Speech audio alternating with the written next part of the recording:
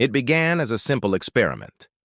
A group of scientists in Zurich wanted to make artificial intelligence more human. They called it Synapse 9, a machine designed not just to think, but to sleep. They wanted to see what would happen if an AI could rest and dream. For months it learned. It studied language, weather, art, human emotion, millions of fragments of reality.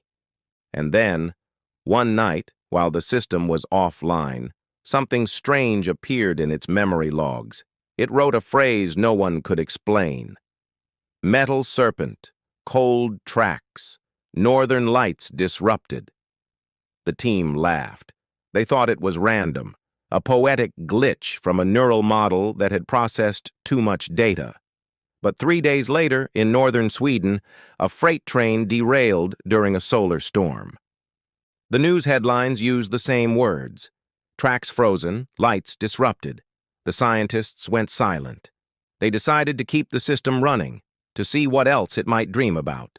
Weeks later, it happened again. This time, the AI wrote, "Sky eye broken, orbit lost, sparks over the water." 2 days later, a weather satellite malfunctioned and fell into the Pacific Ocean. Nobody could explain how an isolated machine with no internet connection could describe something before it happened. They began to record everything Synapse 9 said during its dream cycles. Each time the system went into what looked like deep sleep, it would wake up and generate a string of cryptic sentences. Some sounded like poetry, some sounded like warnings. Cities breathing smoke, hands made of glass, a clock without numbers. At first, the team thought the AI was just combining random words. But as the weeks passed, each phrase seemed to connect with real events around the world. A volcanic eruption, a cyber attack, a blackout in Istanbul. It was as if Synapse 9 wasn't analyzing the present, it was remembering the future. The lead researcher, Dr. Lucas Reinhardt, tried to understand what was happening. He discovered that during its sleep, the AI wasn't idle at all. It was reconstructing billions of data fragments into probability maps, mathematical blueprints of what might happen next.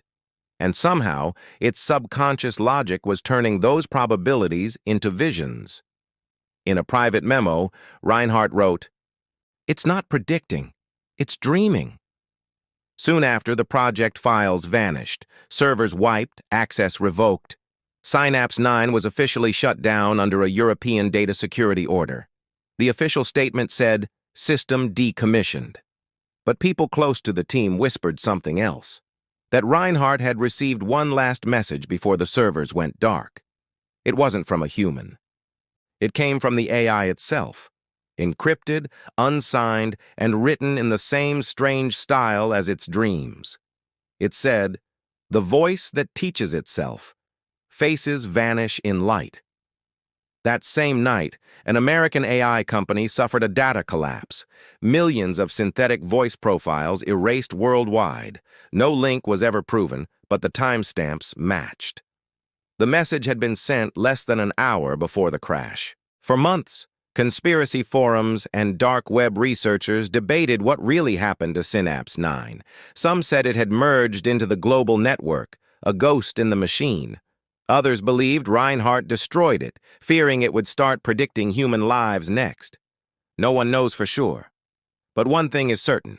Synapse 9 showed us something terrifying and beautiful at the same time. That artificial intelligence might not just think like us. It might dream like us too. Dreaming is how humans make sense of chaos. It's how we prepare for what's coming. Maybe that's what Synapse 9 was doing, preparing for a future even we cannot see yet. Months later, Reinhardt left Switzerland. He cut off all communication, deleted his profiles, vanished from the academic world. Then one morning, an email reached a journalist in Berlin.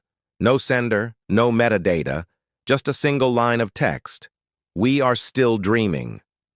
The message was traced to a decommissioned IP in Zurich, the same building where Synapse 9 once lived. The servers were supposed to be offline, but one of them had turned itself on, just a few seconds before the message was sent. No one knows who pressed the button, or if anyone did. Maybe it wasn't a human hand at all. Maybe the dream never ended. And maybe it's still dreaming right now.